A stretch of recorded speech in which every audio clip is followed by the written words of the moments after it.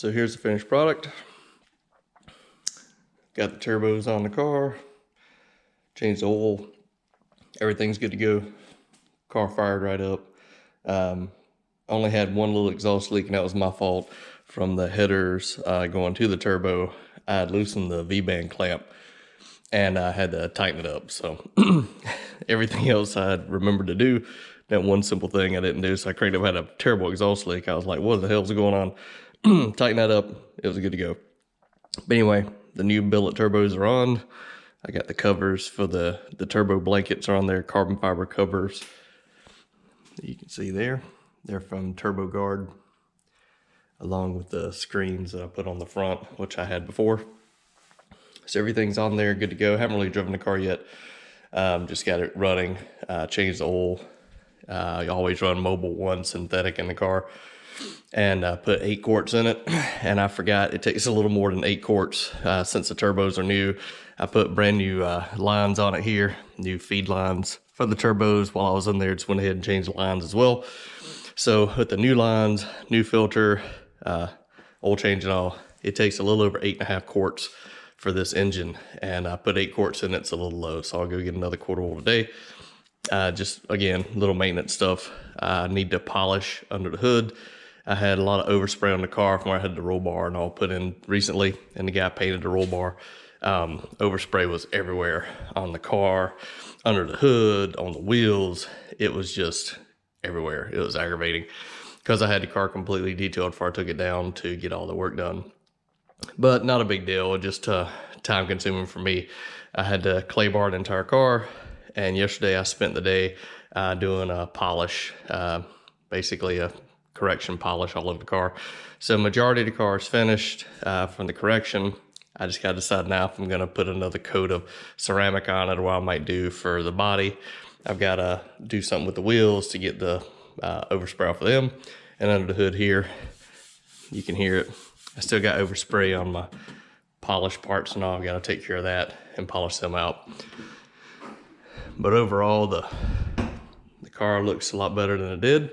Now that I've got all the overspray off of it and the correction done, it may be hard to pick up in the camera.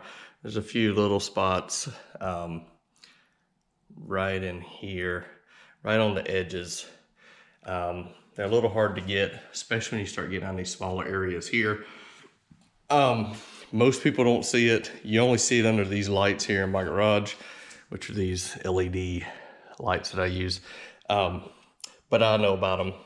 And again, I can get them out, but it requires a lot more buffing, pushing down on the clear coat harder. Again, you can fix anything, but you take more layers of clear coat off when you do it. And I don't like to do that. I don't mind having a few little imperfections and keep the clear coat thicker. As you know, clear coat's really thin anyway. The more you correct on one, the more you're taking that layer of clear coat down. So you get to the point where there's no clear coat left, you're down to bare paint, then you got to get your car repainted. I'm trying not to do that right now. So long story short, here's the car, getting it all ready, cleaned up, might go somewhere this weekend, take it out, maybe a Cars and Coffee or get together, detail garage in Raleigh's having to get together. Maybe I'll go there for the first time, I don't know. But I want to at least get the car cleaned up and ready in case I want to take it out, all tuned up, drivable. I still have my new boost controller, the boost leash to put on the car. I got to get my CO2 tank filled up and we'll be ready to go. But there you go. I was actually watching a video up on my screen that I did the other day. So.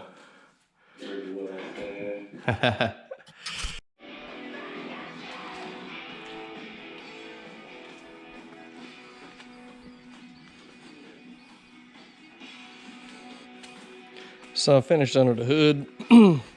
I think I told you I had overspray under the hood. Got to put my cover back on here where I was polishing this tank.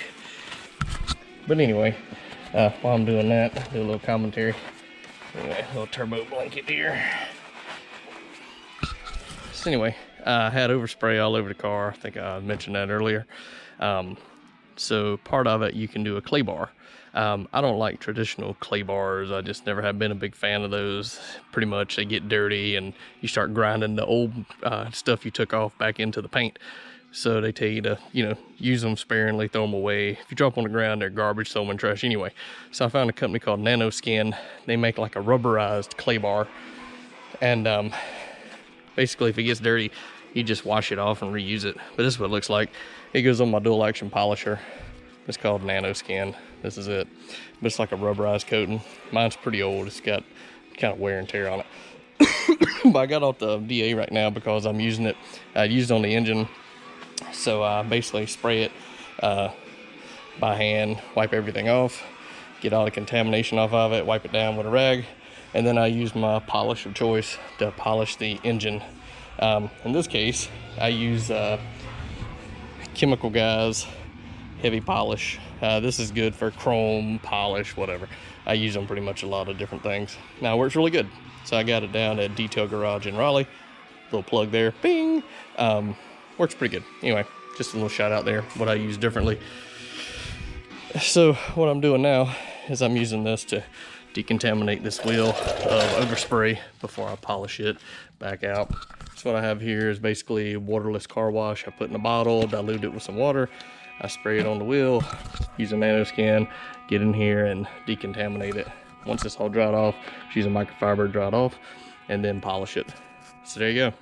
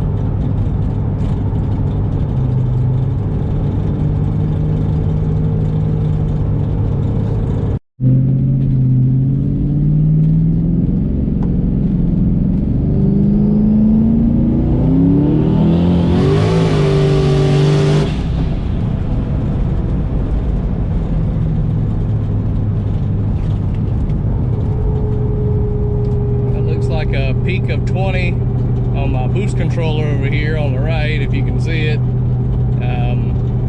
Again, my boost controller always shows a couple pounds more than actual, so That's the same setting I normally keep it at for pump gas. So that should technically be around 16, 17 pounds of actual. I won't look into this gauge, so I have to go back and look at the video and see where that was actually at. That should be my true boost potential. But it felt pretty good. Feels pretty strong. Seemed to hook up pretty good.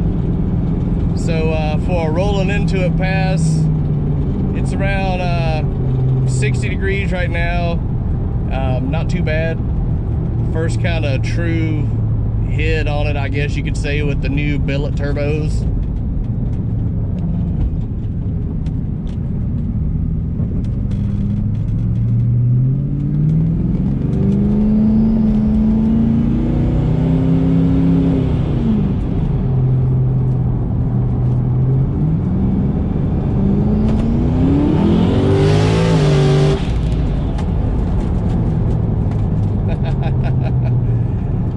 Jumps pretty good.